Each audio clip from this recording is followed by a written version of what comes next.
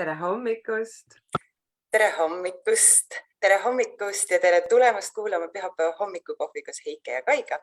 Täna on meil... Tere Margus! Tšau minu poolt ka! Nii, ütlen kiirelt ära, siis täna on meil 92. hommikukohvi. Ja kui sa oled meid tulnud kuulama, siis ütle meile tere hommikust, ütle, kust kohas sa meid kuulad ja vaatad. Et oleks väga tore teada, et meil on alati siin üle maailma, võib öelda, on erinevates maailma nurkadest kuulajaid, et ütle kindlasti, kust kohas sa meid vaatad ja kuulad, et oleks põnev teada. Ja, kus see Margus sina oled? Margus on enda kodu lähedal Linnahalli Statoili või Circle K taga parklas. Ärge nüüd kõik stalkerid, palun siia tulge ja paparatsod. Yes! Aga ühesõnaga, ma pean alati videokõnesid kuidagi sellises rahulikus keskkonnas, milleks on selline mini-keskkond, siis nagu auto. No näed, mina olen Viljandis ja Heike, sina oled kus kohas? Mina olen Tallinnas. Teie olete seal koos Tallinnas. Et minul on tõeliselt hea meel, Margus, et sa tulid meiega rääkima. Me juba suvel sellest rääkisime, ma arvan, see oli millalgi juulikuus või isegi juuni lõpp. Ja siia sa nüüd lõpuks jõudsid. Juhu! Väga armas, aitäh mind kutsumast. Kuidas sina oma hommikut alustad? Kas sul on kohv oluline asi? Mida juua? Põhimõtteliselt see on lihtsalt traditsioon, et mulle ta kuidagi mingit ärkvelolu ei paku, et kui ma ikkagi olen maganud, siis mul on niikuinii hea olla ja kui ma ei ole maganud, siis ei päästa ükski kohv ka seda, aga tunnistan, täna võtsin küll ühe kohvi, nii et tõmban siin söömu vahele ka. Ütlen veel meie kuulajatele ka, et kui sa oled meid vaatamas, kuulamas, siis vajutasid laivi alt jaga nuppu ja jaga seda meie põnevat vestlust ka oma sõprade ja tuttavatega, et nad saaksid sellest osa. Ja uskuge, see vestlus tuleb põnev, sest Margus on väga-väga huvitav inimene ja kohe hakkame talt kõiki need asju välja pinnima. Aga meil ei küsimata, et kuidas sa oma kohvi jood, sest meil on ikkagi hommikukohv, on ju Heike ja Kaiga, et mis sa sinna peale sisse paned kohvile? Ma arvan, et ma juba 3 aastat tagasi avastasin, või tegelikult isegi kauem, 5-6 aastat tagasi avastasin enda jaoks soja piimaga kohvi ja siis ma joon kogu aeg soja latet või soja cappuccinot. Nii et ma ei pane sinna suhkrut ega mett ega mingeid muid siirupeid. Mulle kuidagi meeldib see puhas maitse. See on mahe, mõnus. Aga teist mingit taimset piima, ainult soja? Ei, kõik teine maitseb minu jaoks natuke nagu keemia, kuigi need ei ole üldse keemiad, on ju, aga... Kaerapiim, mandlipiim on ju. Ja, aga need on kuidagi mõrud ja minuga ei ühildu, nii et mulle see soja sobib ja tavaline kohv piimaga sobib ka alati väga hästi, nii et ma ei ole väga piki selle koha pealt. Väga tore, aitäh sulle jagamast. Tutvusta ennast, räägi, kes sa oled. Meil on siin palju kuulajaid, nüüd juba üle 30 inimese on siin meid kuulamas hetkel ja vaatad, et okei, Margus Vaher. Kes on Margus? Millega sa tegeled? Okei, ma olen selle faasi vist juba natukene nagu ületanud, et mulle tohutult meeldib endast rääkida ja mis ma teinud olen ja nii edasi, aga kui lühike kokkuvõte, siis ma olen alati olnud selline maailma avastaja, vaatleja, elukunstnik, aga ütleme pärast keskkooli Margus läks õppima filosoofiat ja teoloogiat Tartu Ülikooli, siis mingil hetkel ta läks Ameerikasse raamatuid müüma, müüs seal päris kihvti suve, siis tuli Eestisse, läks Uusmaasse maakleriks ja samal aasta lõpus, kui ta siis hakkas maid ja maju müüma, siis Margus võitis ühe lauljate konkursi 2 aastat ette ETV-s. Ja sellest hetkest peale on Margus olnud 15 aastat kuskil vabakutseline muusik, meelelahutaja ja nii edasi, nii et tal on kirjutanud selle aja jooksul raamatuid, andnud umbes üle 1000 kontserdi ja erineva stand-up show ja nii edasi õhtu juhtimise ka, nii et see on selline võib-olla ülevaatlik. Et artist oled sa, võib öelda, kui on ju nii muusik, laulad, stand-up, etendusi teed. Vist oleks paslik öelda küll nii, et see kehtib minu kohta küll, et introvertse loomusega ekstraverdi nupuga artist. Ja sa oled ju raamatut ka välja andnud, sul on praegu 3 tükki väljas, eks? Jah, või nii või naa, selles mõttes, et 3 tükki ma olen ise kirjutanud, et siis 3-4 aastat tagasi kirjutasin Tee mehe südamesse, siis kirjutasin Kuidas armastada naist ja siis Aga miks mehed sellised on ja vahepeal olen kirjutanud 2 raamatut ka näiteks variautorina, aga aga neid ma ei avalikusta, kes minu kirjutatu või moditud teksti siis enda nime alt sai avaldada ja praegu kirjutan oma päris 4. oma raamatut ka siis, millest tuleb erootiline romaan, nii et vaatab, kuidas ma selle käsikirja valmis jõuan, nii et see on huvitav väljakutse igal juhul, nii et kirjutan jah, kuidagi. Issand, kui põnev. No, mind hästi intrigreeribki see, et lauljast, või kõik, mis sa rääkisid, hakkame kohe võtma lahti selle, mis raamatut on, mis kinnisvaramaakler, aga et sa jõuad sinna, nii et sa saad kirjutada raamatu, kuidas armastada naist, on ju. Okei, ma saan aru, et see on meestele, mitte nagu meeste vaatenurgast ja siis kuidas armastada meest. See peaks lugema neid raamatuid, kusjuures ma ei ole sinu raamatuteni veel jõudnud. Et võtame natukene sinna nüüd algusesse tagasi, et kuidas sa oled jõudnud sinna, et sa saad kirjutada raamatu, kuidas armastada naist, aga täiesti põnev minu arvates. No sellele eelneb võib-olla veidi pikem eellugu, aga ma proovin selle lühidalt kokku võtta, et ma olen kuidagi alati olnud huvitatud inimsuhetest. Mul on väga oluline see, et mulle meeldib harmoonias elada ja mulle üldse ei meeldi draama, konfliktid või mingid teravused selles mõttes, et mitte, et nad ei meeldi mulle, vaid ma ei näe nendel mingit mõtet. Selles mõttes inimeste vahelised suhted võivad olla hästi ilusad ja rahuldust pakkuvad ja 100% autentsed ja päris ja sinna ei pea kuuluma nagu selline, ma ütlen konflikt või draama või jama, sellepärast, et kõike saab väga oskuslikult kommunikeerida ja siis saab ükskõik millise probleemi või kitsaskoha lahendatud. Ja kuidagi juhtus nii, et ma kunagi olin selline tüüpiline kaljukits, selline, kuidas ma siis ütlen, kõik oli mustvalge, kõik oli hea või halb, kõik oli moraalne või amoraalne ja nii edasi. Siis ma sain paar surmalähedast kogemust ja ühe väga müstilise, ilusa kogemuse, mis muutis mu maailmavaadet nii tohutult, et ma võin tõesti öelda, et mu empaatiavõime ka naiste vastu kui ka kogu maailma vastu muutus natukene selliseks teravamaks see närv ja see oli hästi hea tunne, sellepärast siis ma mõistan inimesi paremini, ma loen neid paremini, ma satun või ma oskan nendega leida ühist keelt paremini, sattuda samale lainepikkusele ja see on hästi ilus kõik see protsess ja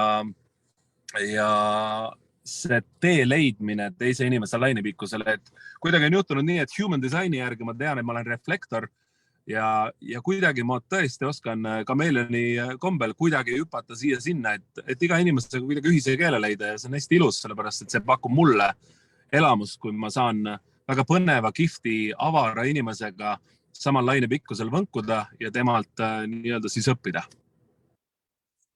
Sa ütlesid tegelikult ju kõige alguses, kui me siin ennem saate eetrisse minekut rääkisime, et sa ka austusest meie vastu panid on ju pintsaku selga, et minu arust väga vinge, meil vist ei ole ükski mees enne pintsakuga vist meil saates käinud. Väga armas. Ja mul läksid kõrvad kohe kikke, et human designi järgi reflektor, neid otsitakse tikutulega ju taga, et neid on nagu minu arust väga vähe, sa oled esimene, keda mina nüüd kohtan. Et okei, see on päris huvitav. Aga kas sa oled nõus seda kogemust jagama ühte nendest? Sa ütlesid, sul oli paar surmalähedast kogemust, et mis see tähendab? Oled sa nõus jagama või kui mitte, siis on ka hästi? No ütleme nii, et ühe lihtsama ma toon välja, mis oli selline groundbreaking ka ja see oli hästi lihtne. Kujutage ette, et Margus kihutab Ameerikas, kuidas ma ütlen, maapiirkonnas oma Ford Tauruse 3-liitrise ralliautoga ringi ja müüb neid raamatuid. Ja mulle meeldis tollel ajal, ma olin noor ja rumal ja raske jalaga, mulle meeldis hästi kihutada nendel maateedel ja kujutada ette, et ma olen Ott Tänaku sohilaps või kadunud vend, on ju. Ja siis kuidagi juhtus nii, et tuli üks suur trampliin, mida ma võtsin siis korralikult 120-ga. Ja kui ma õhus olin, siis ma nägin enda ees suurt stopp-märki või keelumärki, et peatee on tulemas ja ma võisin seda pidurit vajutada, kui palju tahes ma tahtsin. Ma ikkagi kuidagi ei jäänud pidama seal õhus, on ju. Ja ma reaalselt sain pidama siis umbes 30 sentimeetrit enne, kui rekkamust üsna mitu rekkat, tähendab, kuidas ma siis ütlen, nina eest täpselt läbi kihutas. Siis ma tagurdasin selle 10 meetrit sinna tee serva ja võt siis mu jalad väristasid ja ma olin selle päeva tervenisti šokis. Ja võib-olla see raamatuid ei müünud, aga see oli väga ilus kogemus, sellepärast, et see tõi mu teadvusse kuidagi selle, kui murdosa sekundist oleksin ma veel ette poole pannud, siis ma oleksin vahva pannkook olnud ja ja oleksin pidanud võib-olla mõnes muus teises elus õppima need asjad selgeks, mida ma selles elus õppima tulin. Aga sa saidki sealt tegelikult selle järelduse teha, et kui ma kuulan su lugu, siis tekib kohe, et mõni mees mõtleb, näe, ülikõva, mul on ikka väge. Ta hoopis läheb rohkem puffi täis ja mõtleb, näe, miski mind ei peata. Aga said sa nagu siis hakata vaatama hoopis, et elu saabki nii haprak olla, et aga mida ma nüüd siin sellega tahan siis peale hakata või mis järelduse? Just, mul oli pigem see teine variant jah, et see oli kuidagi väga selline humbling või selline kihvt maa peale toov kogemus, et tundsin, et see kukk võib kireda, kui palju ta tahab, aga kui ta vales kohas kireb ja liiga valjusti, siis see vahva lend jääb üsna lühikeseks. Nii et jah, see kuidagi oli hästi kihvt kogemus, et pani mind elu üle järgi mõtlema ja neid loomulikult elust tuli väga palju erinevaid kihvte müstilisi juhtumisi veel, mis mind siis kuidagi panid elule küpsemalt vaatama. Aga mis sind viis raamatuid müüma? Kui vana sa olid siis umbes? Ma pakun, et ma olin siis umbes täpselt 21 või niimoodi, et see oli tudengite programm lihtsalt ja kuna ma olin just stay home dad olnud, mul on 18-aastane poeg Maru, siis ma olin ülikooli ajal, leppisime oma poja emaga siis kokku, et tema on 1 aasta kodus ja mina olen 2 aasta ja kuna ma olin just enda aastaga lõpetanud ja see oli väga kihvt ja lähendav kogemus minu ja poja jaoks, ent ometi mehe jaoks oli vaja väljakutset või mingit sükest kihvti eneseteostust, siis ma läksingi selleks suveks Ameerikasse ja läks seal kuidagi väga hästi ka, et see oli tõesti päris raske töö psühholoogiliselt, aga olin oma selle minitiimi edukaim müügimees, nii et see oli väga kihvt kogemus ja mul oli seda väga vaja. Ja sa käisid siis 1 suve? 1 suve, jah. Et õnneks oli nii, et ma vist pidin teisel suvel ka minema ja oma tiimiga ja nii edasi, aga vahepeal tulid jõulud välja või jõulud vahele ja siis ma sain aru, et kui kuidas ma ütlen, sellest sektist natukene eemal olin ja sellest olukorrast, siis ma sain aru, et tegelikult ma rohkem kogemusi selles vallas ei vaja, et ma sain selle suure litri õppimise kogemuse mõttes juba kätte.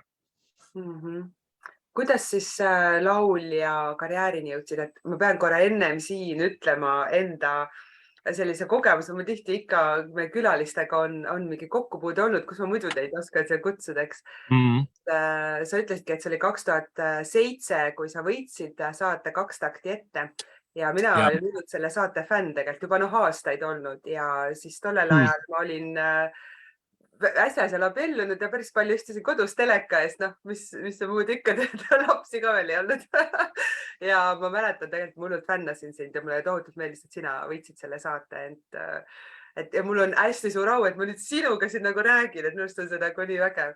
Kus sa sinna sattusid, millal kas sa juba varem laulsid, suure tõenäosusega on ju, et räägi natuke sellest teekonnast ka meile. Väga armas, esiteks aitäh sulle kaasa elamas seal ja mul oli tõesti seda vaja, sellepärast, et ma ei arvanud kunagi, et ma selle saate võidan, sest see oli mu teine lauluvõistlus vist üldse, milles ma kunagi olin osalenud ja esimesel ma kõrbesin 100-ga, kui kunagi aastad varem. Aga ühesõnaga minu teekond muusikani oli hästi lihtne. Ma olin umbes 16 või 15. Mu tolleaegne girlfriend, kellesse ma olin kõrvune armunud, läks kuhugi laagrisse nädalavahetuseks, tuli sealt tagasi ja jättis mind maha. Ja siis kuna tema mängis tollel ajal kitarri, siis ma palusin tal praktiliselt igapäevaselt endale mängida meie suhte ajal kitarri ja oma lemmiklugu Savage Garden'i Truly Madly Deeply. Siis kui ta mind maha jättis, siis ta kinkis mulle nii-öelda siis lohutuseks mu esimese kitarri. Ja siis ma mäletan hästi, et ma alguses üldse viisi ei pidanud, aga kuna ma olin nii suur fänn ja väga töökas selles vallas, siis ma arvan, et ma harjutasin vähemalt 5-6 tundi päevas nii siis kitarri mängimist kui ka oma täiesti sellist kassi kräunumist meenutava laulmise või hääle paalte sellist kohendamist ja lõpuks hakkasid ise ka häälepaelad sõna kuulama ja umbes esimese aasta lõpuks siis ma pidasin juba viisi ka, nii et eks see oli väga suur töö minu puhul, et mul oli seda loomulikku annet ikka, ma arvan, väga vähe.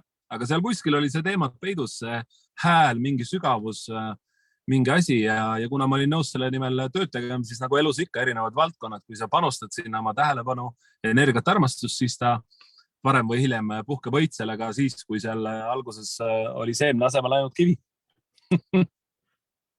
Nii vägev lugu.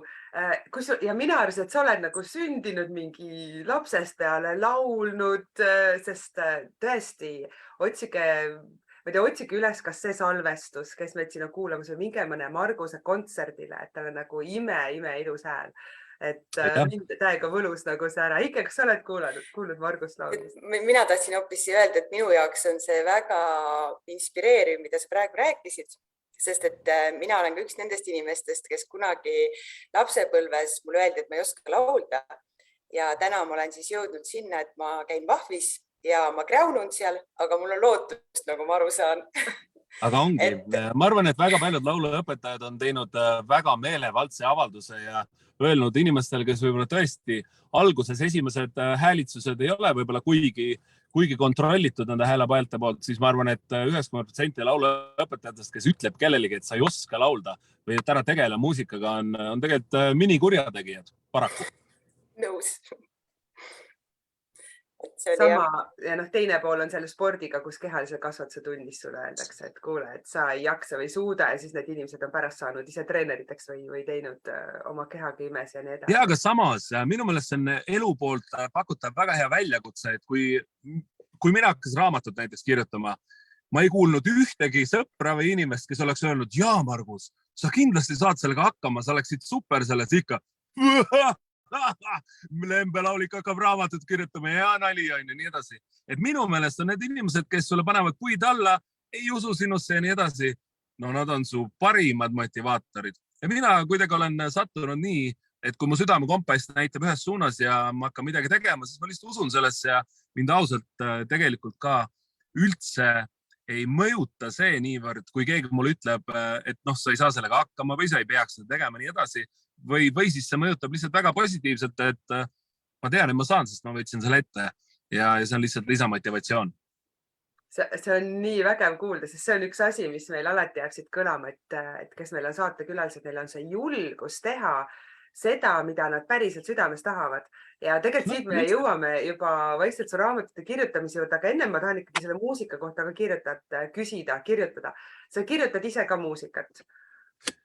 Jah, pärast ühte teist müstilist kogemust. Ma olen proovinud alati muusikat kirjutada juba noorusest peale ja kirjutasin kindlasti mingid lood valmis ka, aga nad olid ikkagi kuidagi pingutatud kirjutatud. Aga näed, siis umbes 10 aastat tagasi sattusin ühe väga ägeda bioenergeetiku juurde.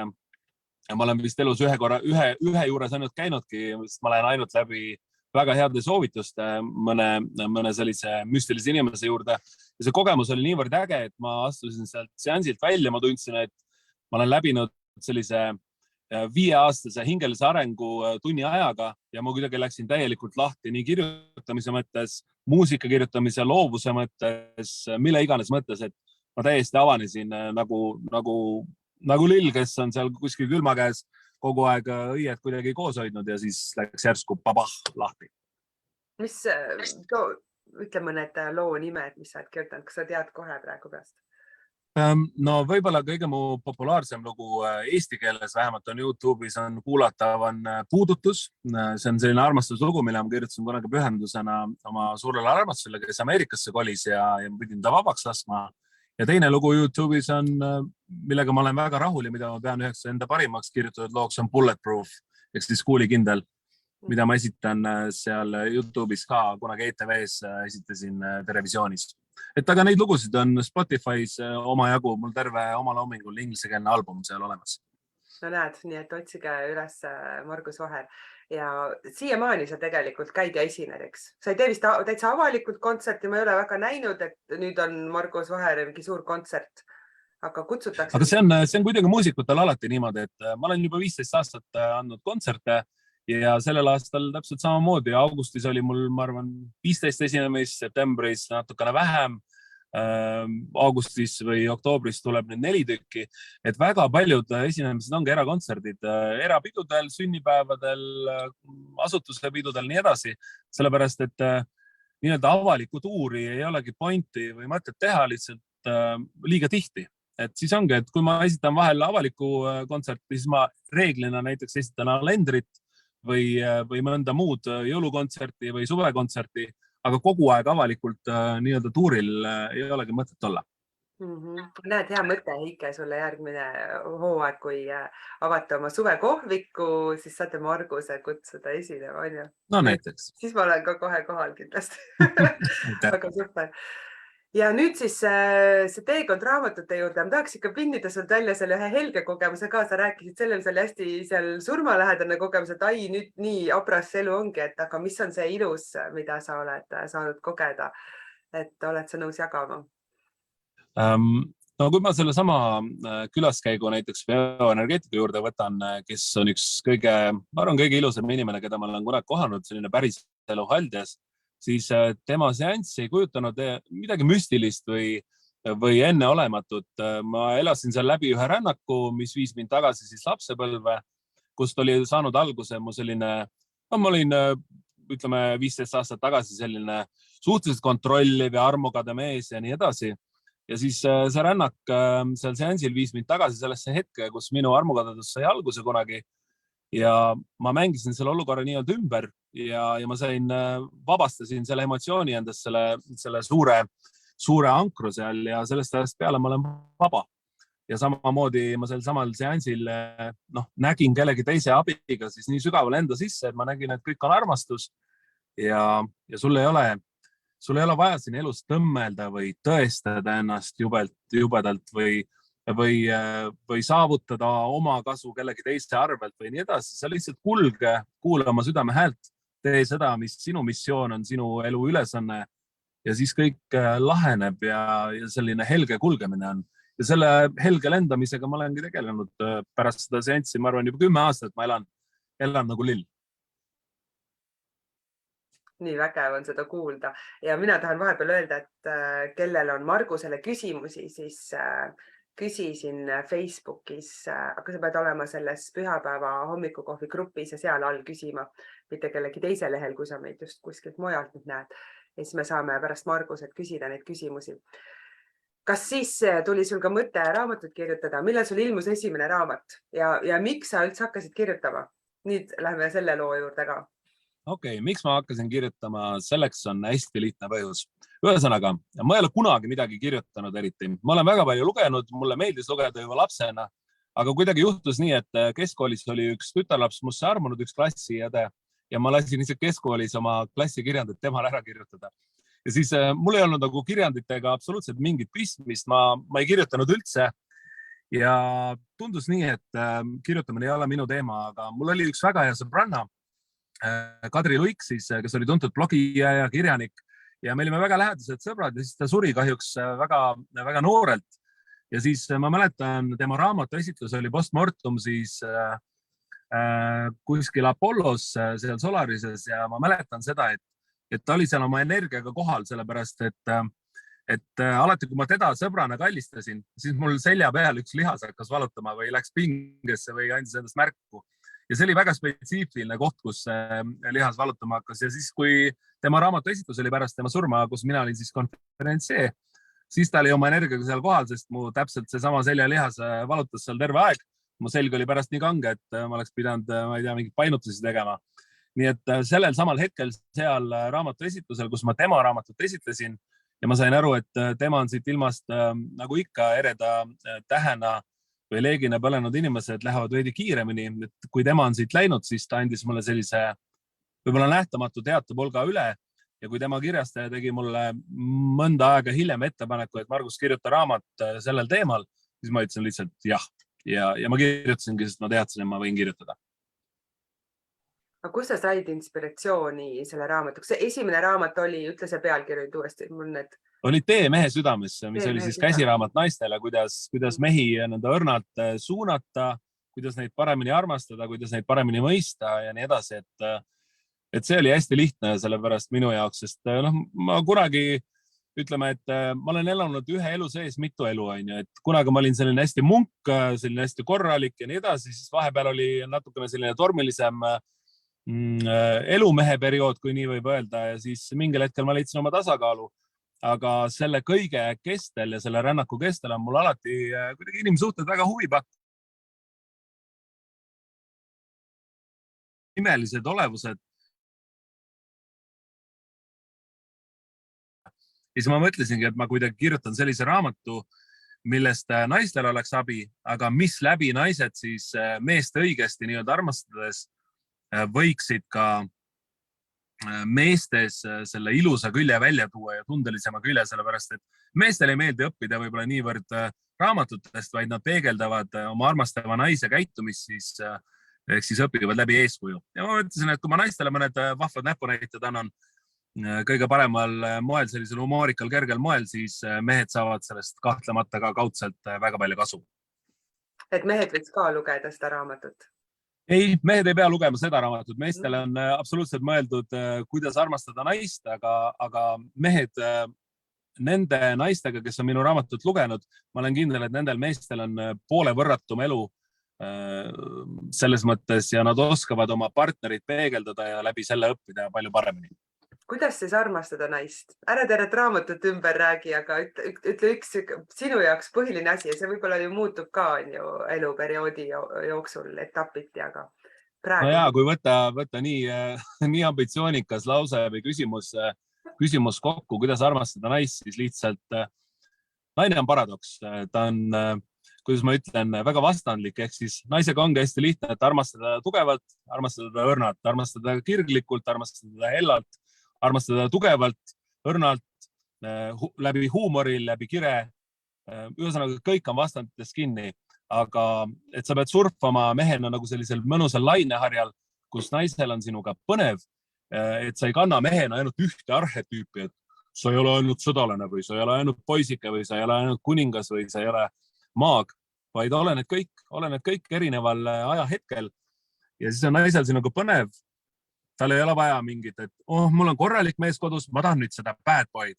Ühel päeval võtad naist köögilaual, oled see bad boy, teisel päeval oled gentleman ja viite seltskonda või teatrisse ja nii edasi. Nii et minu soovitus kõigile meestele on lihtsalt see, et õpi omaenda arhetüüpe, omaenda sisemust nii hästi tundma, et sa oskad seal mängleva kergusega käika vahetada ja siis on naisel sinuga alati põnev ja alati kihvt. Täiega vinge, sest see on üks kõige suuremaid asju, mida mehed heidavad naistele ette.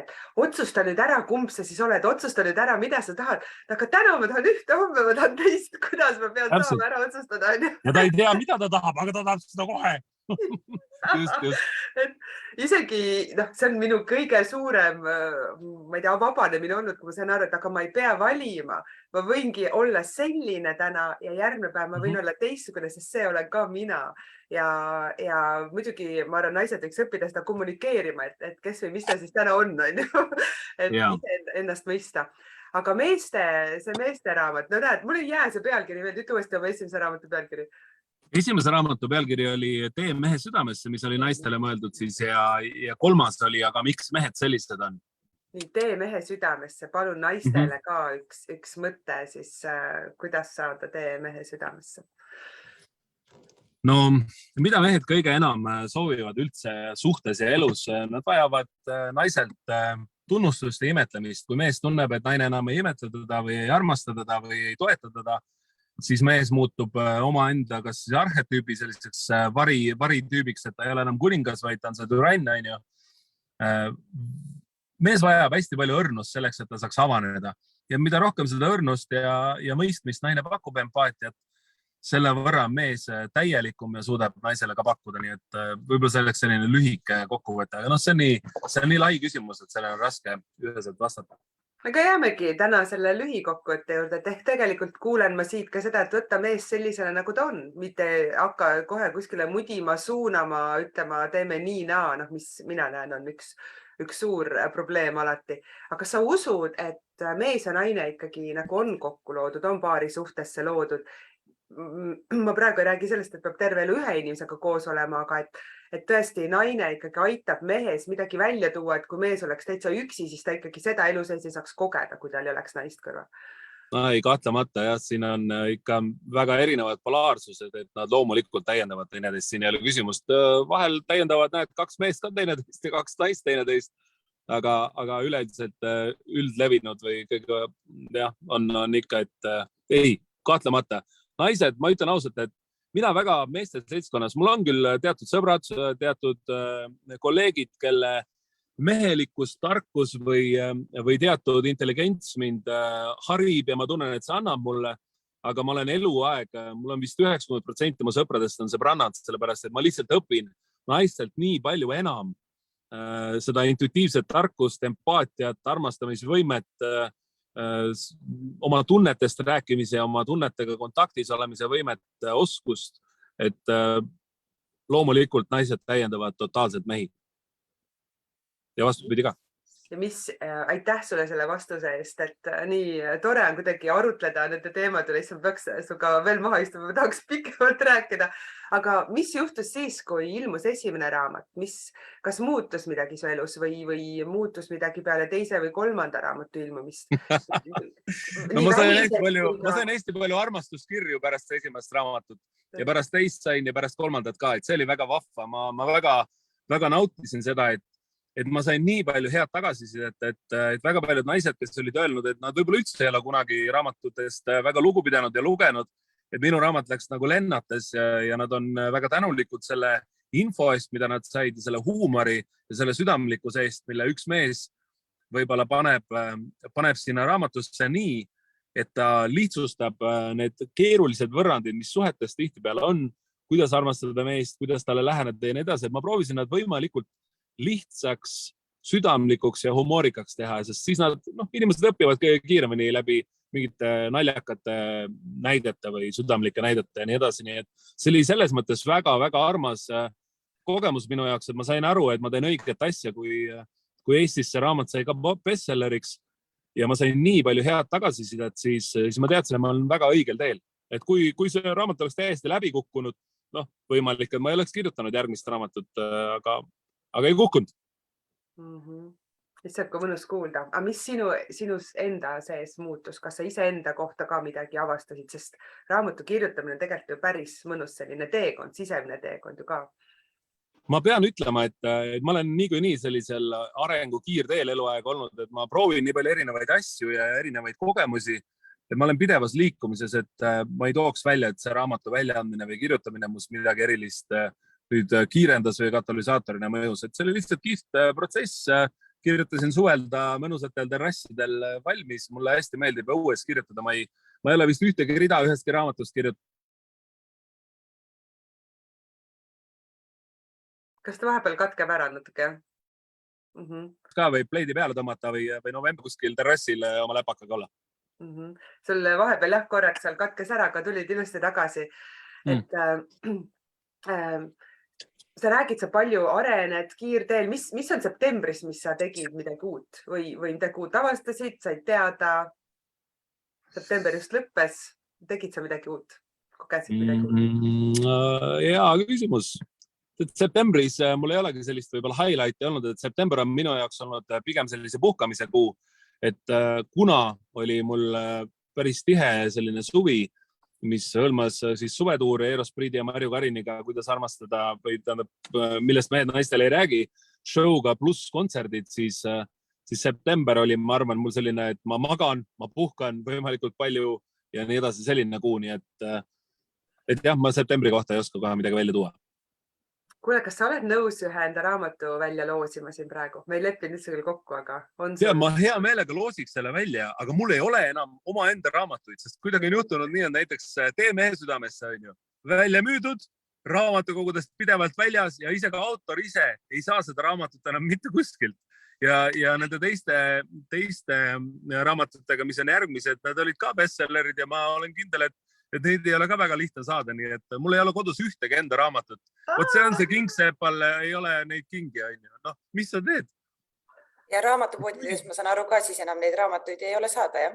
Ma ausalt ei ole kursis, aga mingil hetkel Tee mehe südamesse kindlasti ei ole, aga miks mehed sellised on?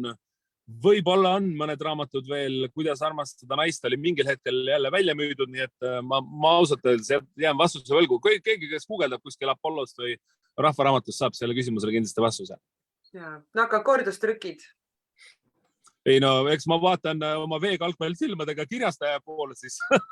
et ma usun, et nad mingil hetkel kindlasti tulevad, jah. Igal juhul praegu on siin mõned kommentaarid, et inimesed ei ole lugenud, neil nüüd tekkis huvi ja samas te võite meile siia kirjutada, kes on lugenud, mis te sealt raamatutest olete kaasa võtnud. Ja ma arvan selleks, et me saaks vaikselt hakata jutu otsasi kokku tõmbama, siis me peame ikka sellest stand-upist ka rääkima. see on ju see, mida ma siis suvel käisin vaatamas ja tegelikult ma olen siit 2 korda laval näinud. Ma arvan, et üks oli 2000, kas võis olla 17 või 18. Ma arvan, millal sul tuli esimene raamat välja? Võimalik, et see oli 17 tõepoolest. Jah, võis olla küll, et 17, 18 ja 19 tuli mul raamatud välja või 20. No midagi, 17 või 18. Jah, oli sest te käisite Viljandis Pärimusmuusikaidas, siis sa olid koos Eero Spriidi ja Jesper Parvega, käisin vaatamas, siis seal päris palju rääkisime kaasa ka, ma mäletan oma tolleaegse kaaslasega, laste isaga. Ja siis nüüd suvel ma käisin siis kuulamas teid Pilla inspiratsioonitalus. Kui Hiiumaal oled, siis kõik, mis seal oli, tuli üle vaadata ja tegelikult oli Marju Karin sobis väga hästi sinu Eero Spriidiga sinna vestlema, et kus sa nüüd sellesse sattusid, ma tahaks öelda, et nagu sa oled laulja, muusik, okei, sa kirjutasid raamatut, aga kust tuli mõte, et läheme nüüd lavale rääkima ja te rääkisite nagu ikka päris otse kõigest, nagu vahepeal oli, äkki sellest ei peaks rääkima, et piisab, kui ma partneriga sellest räägin, et laval nagu välja öelda. Ja samas see väga tervendav ja okei, sest niikuinii kõik räägivad. Kus sa sinnani nüüd üldse jõudsid? Kus sai see kõik? Okei, kuidas leidis mu tee stand-upini või üldse vestlusõhtuteni? See oli hästi lihtne. Me tegime kunagi sellist vestlusshow'd nagu Tule minuga voodisse, kus oli siis Kersti Toots, mõned daamid veel ja mina, Jesper ja Eero. Ja see oli selline 5-tunnine üritus, mis sisuliselt kukkus läbi, sellepärast et kuigi huvilisi oli ja publikut oli korralikult, siis see 5 tundi läks väga pikaks, lohisevaks ja tagasiside lehtedel oli põhimõtteliselt kirjas ainult üks valdav mõte, et mehed, tehke oma show. Ja siis kuidagi juhtus niimoodi, et ma pärast, me ühesõnaga arutasime seda pärast seda show'd, mis nii hästi ei läinud, see esimene. Ja otsustasime, et davai, et teeme ühe, mida mehed naistele ei räägi show, teeme 1-2 tükki, vaatame, kuidas läheb. Aga kuna need müüdi välja 24 tunniga, need esimesed 2, siis juhtuski nii, et praeguseks meil oli vist suvel juba 190 show, nii et tundub, et need teemad inimesi kõnetavad ja kuidagi sellest on inimestel abi, sellepärast, et ka selle kohta olen ma hästi palju tagasiside kirju saanud, et aitäh, et te sellest räägite, julgete ennast haavatavaks teha, et muidu minu partner sellest võib-olla muga kodus ei räägikski, aga teie inspiratsioonist tundus see hästi lihtne ja seda arutatakse ja see ongi meie missioon, et meie võime ennast seal laval vahetevahel ka lolliks teha, aga kui inimesed lähevad koju, arutavad omavahel asju, mis on olulised, siis tegelikult meie missioon on täidetud. Nii et kõik, kes te olete kuidagi, ma olen seda tagasisidet kuulnud, mis nad seal räägivad, mingid seksijutud ja mõttetud ja upitavad, ma ei tea, ennast ülesse, siis praegu see missioon tuli siit nagu täiega välja.